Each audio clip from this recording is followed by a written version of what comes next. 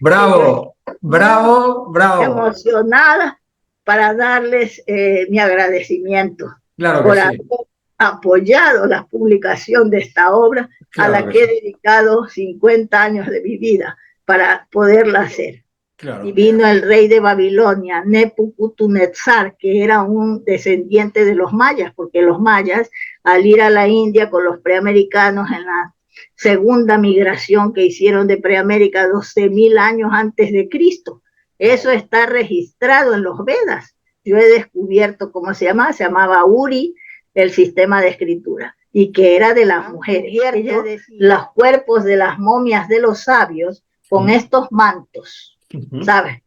Con estos mantos. Entonces, por esto les llaman así los peruanos, pero no Sí. se llaman así, se llaman libros en formato textil y que tienen el nombre de tancas. La palabra Tancas. tanca existe en el Runasiri. Se encuentra la historia de los pueblos que, de origen desconocido, como son los mongoles y los hunos. No se les debe llamar tártaros, porque esa palabra la usan con el desconocimiento la gente, por ignorancia, los historiadores, porque ese es un insulto que crearon los chinos porque veían un peligro en estas culturas nómadas de los hunos y los mongoles que siempre les querían invadir. Entonces les llamaron tártaros. Quiere decir perro, perros, ¿sabes? Entonces no se debe usar esa palabra tártaro. Doctor. In the time when the oceans drank Atlantis and the rise of the sons of Arius, there was an age undreamed of. Eso que no nos mata, nos hace más fuertes. Muy ¿Qué bien. tal? ¿Cómo se encuentra mi querida doctora? Pues está ahí en la lucha con el oxígeno y todas las cosas. Ya, Imagínate, a ver si lo logro.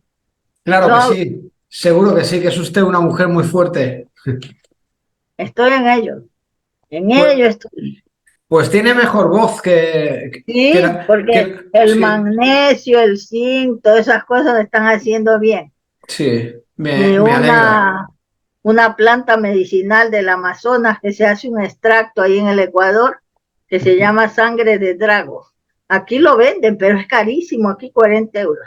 Pero yo lo compro a los ecuatorianos que traen. Y ellos como allá regalan todas las riquezas, lo venden Claro, a 5 euros. Así claro. que eso es para las heridas internas, porque Ah, dice que se hacen heridas con esta enfermedad en los bronquios, en los pulmones, que se sí, acartonan y sí, empiezan a hacerse heridas. Y con eso vaya. puede ser que se me cure. Quería pues agradecer y presentar la obra y agradecerte a ti por haberme apoyado y haber hecho posible, ¿eh? A ver, publicar esta obra. Este es el primer tomo. Mira, Qué alegría, doctora, qué alegría. Bravo, el primer tomo de la historia de las bibliotecas preamericanas. bravo, Mira, que tiene doctora. 700 páginas. ¡Wow! ¿Ah? 700 páginas de puro conocimiento 700 histórico. páginas. Y aprovecho esta oportunidad para poder agradecer, agradecerte a ti y a los mecenas que surgieron gracias a que tú hiciste la publicidad del original de la obra y todo eso. Y aquí en la página 6 de los agradecimientos he hecho imprimir que dice mi eterno agradecimiento a todos los mecenas que de todas las partes del mundo me enviaron su generosa colaboración económica en la medida de sus posibilidades para hacer posible la publicación de esta obra, Historia de las Bibliotecas Preamericanas, de 5 tomos. Sus célebres nombres acompañarán a esta publicación y así todas las personas que en cualquier parte de este mundo tengan la oportunidad de leer esta obra sabrán que gracias al apoyo altruista de estas personas ha sido posible la publicación de esta obra. Una especial mención a los ingeniosos artistas el diseñador gráfico de Bariloche, Argentina, señor Alejandro Baur, y al ilustrador español, señor Darío Javier de León Fernández, que ellos contribuyeron con hacer las portadas. Me acuerdo. Luego tenemos entre los mecenas la señora Crisalia Leván y unos mexicanos que forman una fundación aquí en Francia que aportaron 2.000 euros. Madre la mía, Fundación doctora. Acmani de Francia. Fundación que Dios los bendiga. De lucro. El señor Emiliano Colombano de Argentina, Francisco Gil Castro de Garganta de los Montes, Madrid, Encarnación Hernández Martín, Héctor y Alicia Gil Hernández, Carlota Ramírez Salvador, Yoli Barbazán, Antonio Ramírez Ramos. Ellos son de Canencia, estas dos personas, son muy amigos míos. Antonio Ramírez Ramos, Juana Segado Tomás y Enrique de Alba Corrales, Elina Fénix Manzano de Migunot de Guayaquil, Vitali Migunot, Sabi Baños de España, Julio E. Pérez de Noruega, Chile, Francisco José Rosa López, España, Transi Gallego, España, Manuel Jesús Salas Castillo, México, Víctor Andrés Pérez, Chile, Kevin Dilán Rubio Botello, México, Miguel Beltrán Sinaloa, México, Jaime Caiguara de Bolivia, Javier Alzate de Colombia, Jesse Ramos de Estados Unidos, Víctor Reategui, Estados Unidos, Elizabeth Castillo, Chiriquí, Panamá, Carolina Mojica Tocarruncho de Perú, Bolivia, Baba Yacu de Puerto Rico, Miguel La Unión de España, Cris Encore de México, Antonio Judez García, España, Sebastián Alberdi, Argentina, Leonardo Brandon Cernas de Lima, Perú, Mónica Chamba Chic, Berta Ramos de México, Rosana Portocarrero, Perú, que vive en Málaga, Jaume Huiceras y Colbarán, Barcelona, España, Elizabeth Castillo Fuentes, Panamá, Rocío Mariscal Maldonado de México, Chicago, Osvaldo López Lescano de Luque, arquitecto Rosy Rodríguez Reina, Leire Estarrona Rodríguez de Bilbao, Vizcaya, Rosa Martín Sánchez de Madrid, Francisco José Lalueta Figueredo, Madrid, España, Norma Cerguayo Barrientos, Perú, Justo Moctezuma, México, Estados Unidos, Lauri Medina Martín, Juan José González de Gran Canaria, Rodrigo Oliveira, Argentina, Hugo Freites, Córdoba, Miguel Bravo, Perú, Vilma Susana Torres López, Suecia, Alex Zúñiga, Citel, USA, Olais Rodríguez, Colombia, Sandra Ruiz Dávila, Estados Unidos, y Leobardo Peña, México. Así que son un ejército de mis seguidores. Bravo, bravo, bravo. Emocionada para darles mi agradecimiento por haber apoyado la publicación de esta obra, a la que he dedicado 50 años de mi vida para poderla hacer. Claro, era su sueño, ¿verdad, doctora? Es mi sueño que sea era su sueño publicar gracias a estas personas. Claro que Así sí. que en este trabajo, por ejemplo, el primer tomo trata de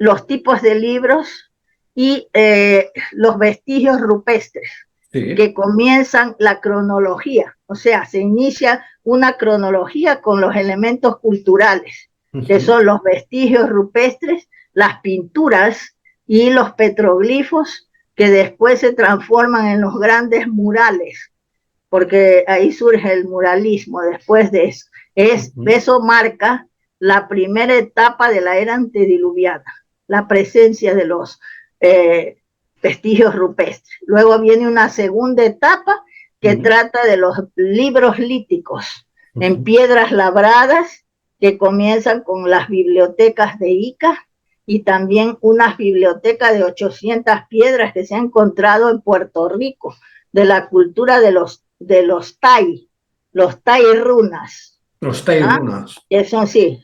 Y luego vienen las piedras, las tablillas de piedra del Ecuador, que son verdaderas bibliotecas de conocimientos científicos, igual que la biblioteca de Ica, que contiene, son de piedras que son de la roca volcánica llamada andesita, que correcto, resulta que es la misma piedra con la que se hace Tiwanaku. Y yo considero que es la biblioteca y las galerías subterráneas también son de esa misma roca volcánica, las de los tallos. Y esa biblioteca pues considero que es la biblioteca de los constructores de Tiwanaku y de las galerías subterráneas que atraviesan toda América. Y esas piedras tienen diferentes ciencias. El doctor Javier Cabrera de Arquea del Perú clasificó todas esas ciencias y allí pues yo cito, porque ese es un tema un poco ya manido que lo han tocado mucha gente, pero como este trabajo es del año 1975 que lo inicié, y entonces pues tuve que poner ese tema de las piedras, tocarlo de las piedras de Ica, pero yo me puse a investigar el tema de las naves esas de pájaro, que en la India hay un especialista que ha estudiado los libros importantísimos de ahí, el Samarangana Sutradhara y otros más, que contienen cómo construían ellos en épocas remotísimas las naves llamadas vimanas, de las cuales unas se llamaban sakuna, que son en forma de pájaro, para volar por el espacio así. Increíble. Y hay otras que son de disco y de cohete que se pueden meter en el agua y entrar en la tierra. Y entonces ahí se explican esos libros hasta los combustibles que usaban. Sí, usaban mercurio, ¿verdad, doctora? Las investigaciones que ha hecho un doctor de ahí de la India, que lo invitaron aquí a un congreso de astronáutica en Suiza que se realizó hace algunos años. Así que yo recogí toda esa información y la incluí aquí para que pues diera otro aspecto al estudio de las piedras de Ica. Porque todo el mundo habla de ellas, pero nadie estudia esas cosas en profundidad. Es cierto, doctora. Es lo mismo. Entonces, es cierto. Disculpe que le corte. Aquí en Madrid y en Alemania se trajeron estas piedras. Y la piedra, al ser un tipo de cascarón volcánico, no se podía analizar, pero el surco sí. Sí, pero ¿sabe qué pasa? Es la piedra que tiene la roca volcánica, tiene 230 millones de años. Y no se sabe la fecha del surco. Dice que los alemanes no pueden, dice que en ningún laboratorio se puede saber qué fecha tiene la hechura del surco de la grabación. La grabación, pero la piedra tiene 230 millones de años. Entonces ahí es cuando yo digo que los alemanes son como los fariseos, porque no quieren decir la verdad. Cuando le decían a Jesucristo, le decían, a ver usted con qué autoridad hace esos milagros que hace. Entonces él, como sabía lo que tenían ellos en sus corazones, les dijo, a ver, primero quiero que me digan, ¿el bautismo de Juan es de Dios o de los hombres? Entonces ellos se reunieron aparte y dijeron, a ver, si le decimos que es de Dios, el Sanedrín se nos echa encima. Pero si le decimos que es de los hombres, el pueblo también se protesta porque lo hemos matado a Juan el Bautista. Mejor le decimos que no sabemos nada. Así hacen los alemanes, no se pronuncian. Si ellos se pronuncian, tienen que cambiar la historia. Claro, y cuesta mucho cambiar la historia, por eso están sus obras.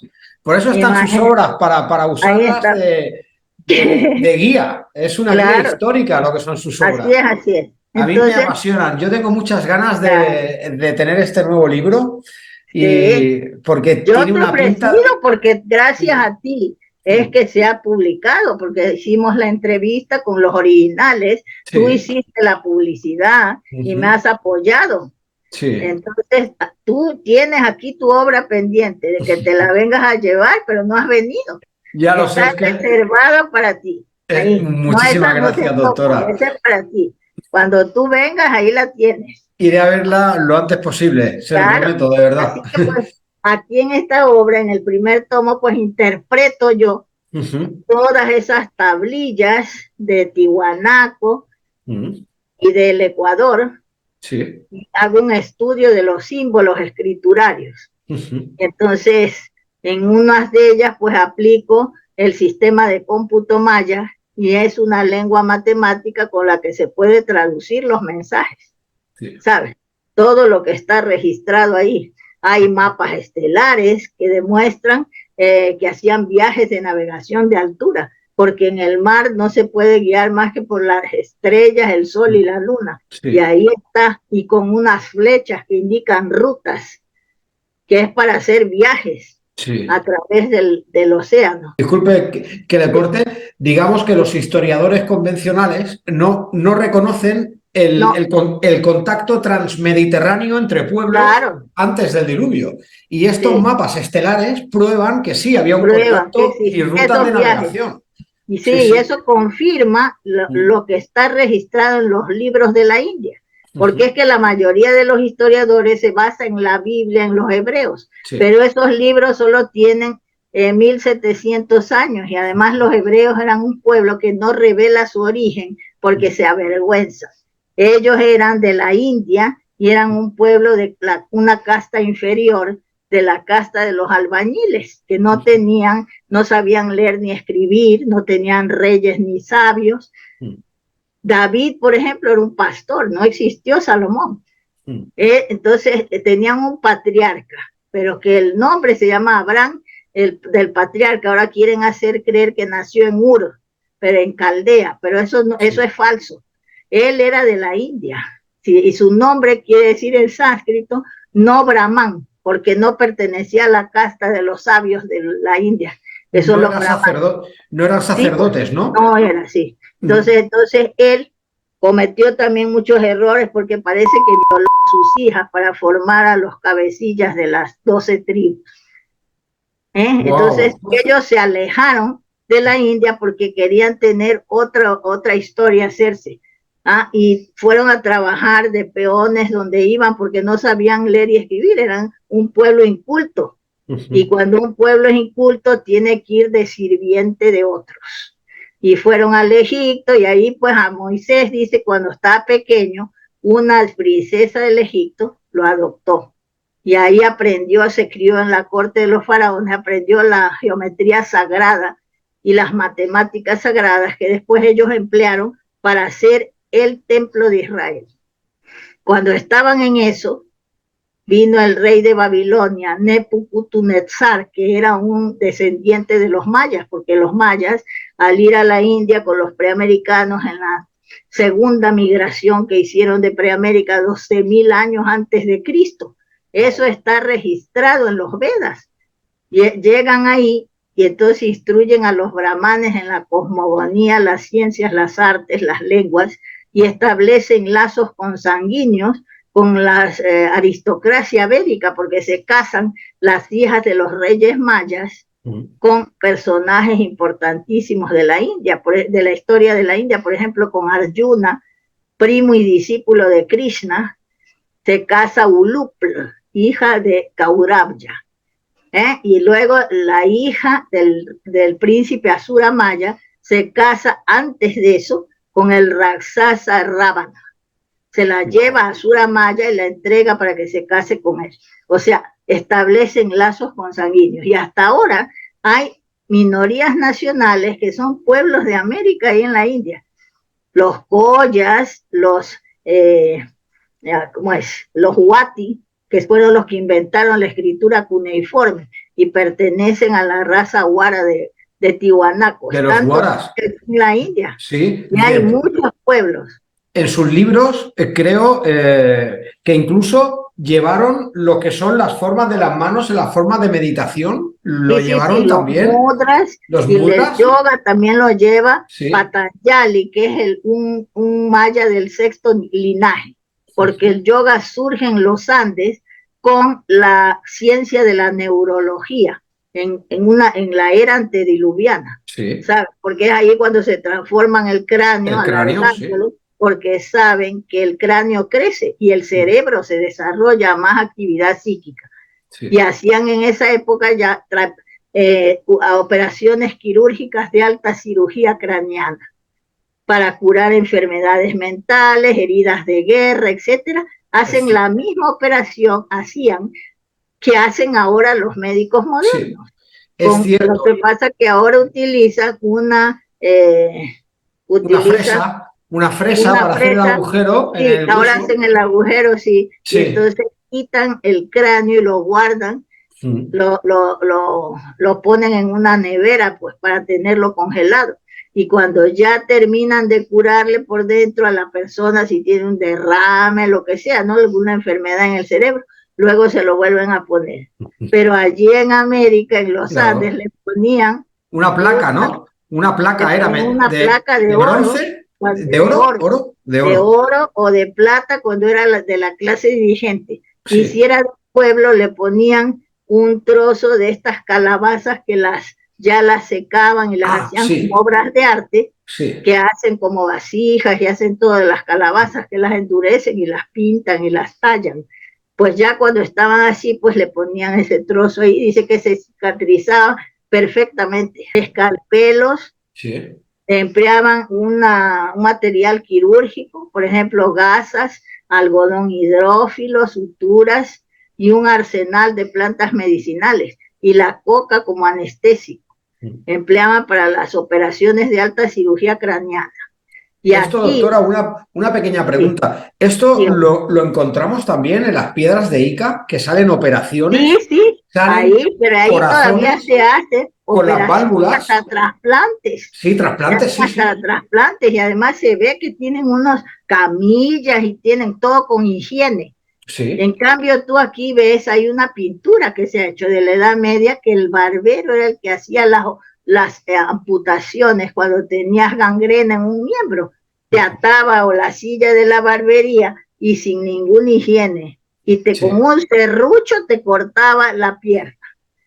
Y una botella de ron. De eso, y por el suelo está tirada los trapos con que secaban la sangre y eso. Pero era aquí así, en esa época del oscurantismo que había aquí en Europa. Pero allá en América, en la era antediluviana, ya hacían esas operaciones de alta cirugía. Por eso yo tengo esa obra que se llama La transformación del cráneo. Sí, es cierto. Rito o ciencia. La ciencia de la neurología, una ciencia andina antediluviana. Ese va a salir también estos días. Estoy vendiendo las obras, voy a publicar todas esas obras que están ya hechas, pero que el doctor Jiménez del Oso me compró ese trabajo, porque yo luego lo hice primero un artículo, pero después lo he hecho un libro, y está traducido al inglés, y allí pues actualizo los estudios que han hecho los científicos sobre el desarrollo del cerebro y del cráneo. ¿Sabes? Y ahí reconocen ellos que el cráneo crece, pero es muy lento el desarrollo. Y entonces, pero ellos no hablan nada de los preamericanos. Los preamericanos ya sabían eso. Y por eso crearon un método para poder acelerar ese proceso de crecimiento, que era muy lento.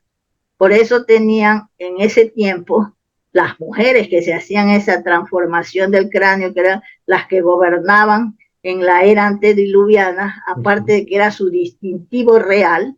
Entonces ahí se ve, los cráneos que se encuentran son de mujeres que gobernaban.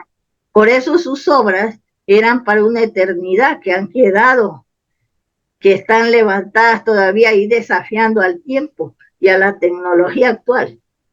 Una pregunta, doctora. Las sacerdotisas de Tiahuanaco, ¿durante cuánto tiempo duró su reinado? Duró desde la era antediluviana, la primera etapa, porque las pinturas rupestres y petroglifos se dice que ellas eran los que los hacían, porque los hombres iban, dice, a la caza, a la pesca, a la guerra. Y luego, la era de plata fue su era de auge. porque ahí inventaron muchas cosas y inventaron desde la era antediluviana un sistema de cómputo que se llamaba Muyukipus, que era un verdadero ordenador ecológico. Me a base acuerdo. de fichas. Tenían su propio sistema de escritura llamado URI, geométrico matemático, que estaba relacionado con la filosofía religiosa de la comunidad cósmica y con la astronomía. Y eso lo empezó a estudiar la doctora Victoria de la Jara, pero los peruanos, por el machismo que hay, no reconocieron el valor de su trabajo, ¿sabes? Y ella dijo que esa era la primera escritura que había surgido en los Andes, pero ella no sabía cómo se llamaba. Yo he descubierto cómo se llamaba URI, el sistema de escritura, y que era de las mujeres. Ella decía que estaba relacionado con el calendario lunar, porque en los libros que son de formato textil, que ya vienen en la era de plata, que están en el segundo tomo de esta obra, ahí está el sistema de símbolos. Y ella estudia eso, ¿no? Y da a conocer que hay símbolos para predecir un hecho que va a suceder, y otros que son de un sistema de cómputo para registrar hechos astronómicos y eso relacionados con el calendario lunar, y otros que se ha perdido sus claves, indescifrables. Pero nadie le hizo caso. Ella escribió varios trabajos, dio conferencias, sacó mucha cantidad de símbolos para estudiarlos, que lo ha dejado a unos museos para que sigan estudiando esos museos extranjeros. ¿Y qué pasa? Como en el Perú no le hicieron caso, cayó en una depresión y ha muerto en un psiquiátrico. Vaya, madre mía, doctora, qué yo pena. lamenté muchísimo eso, Qué porque pena, no doctora. supieron reconocer su labor, ¿sabes? Madre mía, qué lástima. Sí. Un estudio tan bueno y tan antiguo y así es. con tanto valor. Así que ahora te voy a enseñar el segundo tomo. Aquí hago pues la interpretación de todo lo que es mapas estelares y todo, y hablo de las lenguas y los sistemas de escritura, porque los frailes de la Inquisición rechazaron el estudio de los sistemas de escritura, por eso dijeron no hay escritura, y ellos recogieron todo, lenguas y nombres de oídas, y cuando no entendían una palabra o un nombre nativo, le interpolaban una letra del castellano que tuviera un sonido parecido, y así han alterado los nombres y las lenguas. Entonces yo aquí recupero esas lenguas de todas esas culturas que tienen esos libros líticos y los aportes que han hecho con sus símbolos y todo a las otras culturas del mundo antiguo. Así que pues, el primer tomo y tiene 600 páginas. Madre mía, tengo unas ganas de leerlo. Ya te espera que venga para recogerlo. Claro que sí. Pues a ver si yo te lo puedo mandar a Barcelona.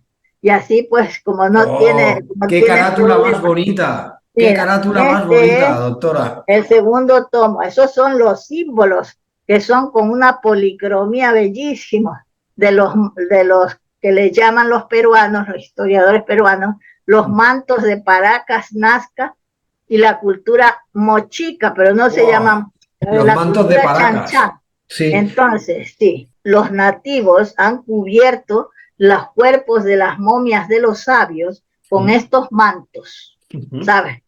Con estos mantos. Entonces, por esto les llaman así los peruanos, pero no se llaman así, se llaman libros en formato textil y que tienen el nombre de tancas.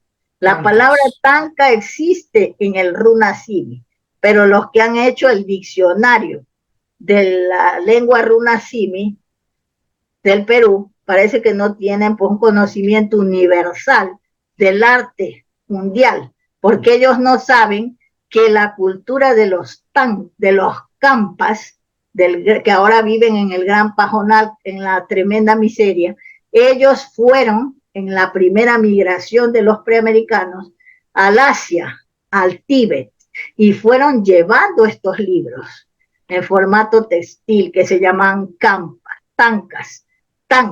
Y entonces se ve que esa palabra llevan en migración hacia el norte y van llevándolo al Tíbet. Y allá adoptan la palabra y adoptan el sistema de hacer libros en formato textil, donde registran la historia del budismo en estos tankas. Y así se conserva la palabra. Y yo puedo demostrar que la palabra de la esposa de Ayar Manco Topa, que se llama Mama Huacán. Ayar Manco Topa es el fundador de la dinastía solar de los Andes. Entonces, quiere decir en sánscrito, se traduce rey o casta antigua de los adoradores de la luz del sol. Wow. Y su esposa representa la dinastía lunar y a la forma de ejecutar la profesión del marido. Bien, entonces, Mama Huacán, el nombre Huacán quiere decir sagrado. Mama Huacán quiere decir madre religión. Entonces, esa palabra Huacán demuestra las migraciones hacia el norte, porque la encontramos en Teotihuacán. Se escribe con W y con K. Sí. Es como se revitaliza el nombre, porque los curas le ponen con H y dicen Huacán, y con C. Cambian, lo deforman el nombre. Y entonces, en Asia tenemos la dinastía de los Khan. Claro, pero esa es aparte, eso es la palabra tan sola. Este es Huacán, quiere decir sagrado, y de ahí deriva también tumba, Huaca. Y entonces, esa palabra Huacán la encontramos en Teotihuacán, en México.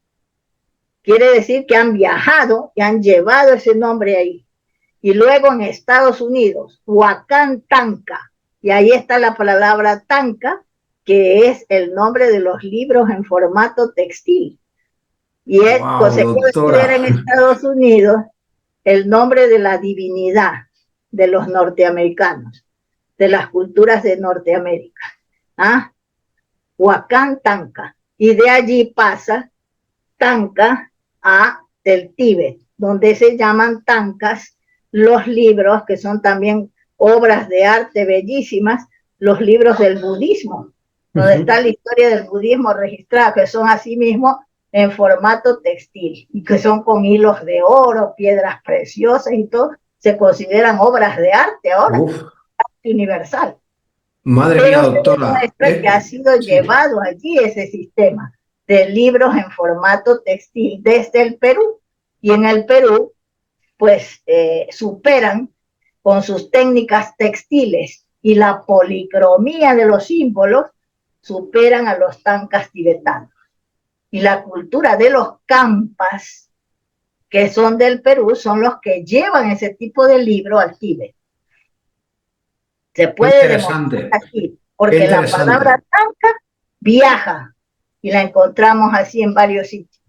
Y es del runa sime de los Andes, la lengua de los Andes, la que equivocadamente le llaman quechua.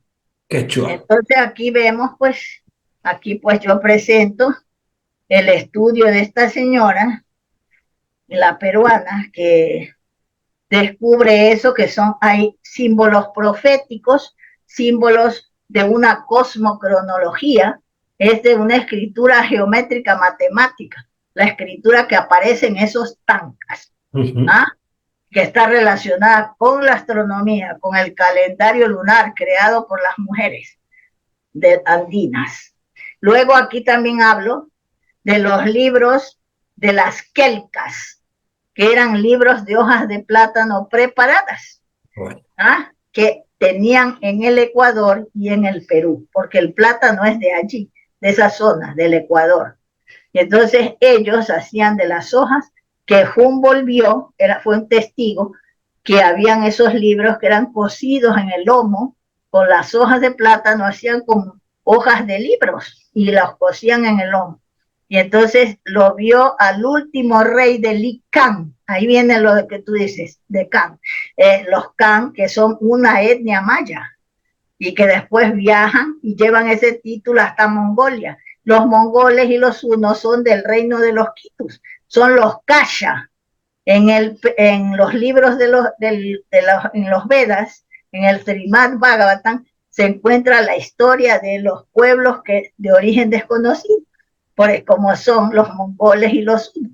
No se les debe llamar tártaros, porque esa palabra la usan con el desconocimiento la gente, por ignorancia, los historiadores, porque ese es un insulto que crearon los chinos porque veían un peligro en estas culturas nómadas de los hunos y los mongoles que siempre les querían invadir. Entonces les llamaron tártaros. Quiere decir perro, perros, ¿sabes? Entonces no se debe usar esa palabra tártaro. Doctora. Ellos se llaman kasha porque así se les registra en los Vedas, porque tenían el bigote corto y eran lampiños y tienen el pelo lacio, ¿ah? Y no tienen abundante cabellera, ¿no? Y entonces tenían bigote corto, por eso les llaman kasha. Y en el Ecuador, el rey de los quitus, los propios cronistas registran que el rey de los quitus era el rey de los kasha, y le ponen con che, pero es con SH, kasha, ¿sabes? Wow, doctora, es usted un pozo de sabiduría. De ahí se van con los mayas por tierra y fundan lo que se conoce como 3 reinos habían allí, que eran Koucha, Aksu y Chanchan, ahí en lo que ahora está Mongolia, que ahora se llama Mirán. Yo estudié eso y eso está en mi trabajo Cara Maya, que todavía no ha salido a la luz, pero está hecho, va a salir este año. Así que entre este año y el próximo ya sale todo eso. Doctora, permítame decirle que usted ha hecho un trabajo único, un trabajo maravilloso, de verdad, un trabajo histórico de toda la vida. Claro. Me suenan muchas palabras de las que me dice porque he estudiado sus libros y sus trabajos, como la tribu de los chanchanes. Claro, los chanchanes son los mayas propiamente. Chanchanes quiere decir el pueblo de la serpiente. Maya quiere decir instructor itinerante, es un título. Un sabio que viaja por el mundo difundiendo su cultura. Como Asura Maya, ¿no? Como Asura Maya, ¿no? Claro, Asura Maya era un sabio astrónomo, el más grande. Mira, aquí presento para los que piensan, la gente que desprecia a los nativos, siguiendo las infamias levantadas por la Inquisición, que creen que dice que por salvajismo usaban libros de hojas de árboles. No, los libros de las hojas de árboles y de cortezas de árboles estuvieron en la historia universal, ¿sabes? Y entonces aquí presento las pruebas el uso de libros de hojas y cortezas de árboles en la historia universal, y presento que en la India hasta ahora tienen libros de hojas de palmera, mira. Increíble. Iguales. Los que las quelcas, de allí de los Andes, y entonces la señora Elena Petrovna Blavatsky, esa gran investigadora rusa, y que hizo la doctrina secreta y que le revelaron todo el conocimiento de una filosofía enorme ahí en la India y en el Tíbet. Ella dice que estos libros que estudian los monjes en los templos de la India, que son de hojas de palmera, son copias. Los originales están en recintos sagrados subterráneos hechos en metales preciosos.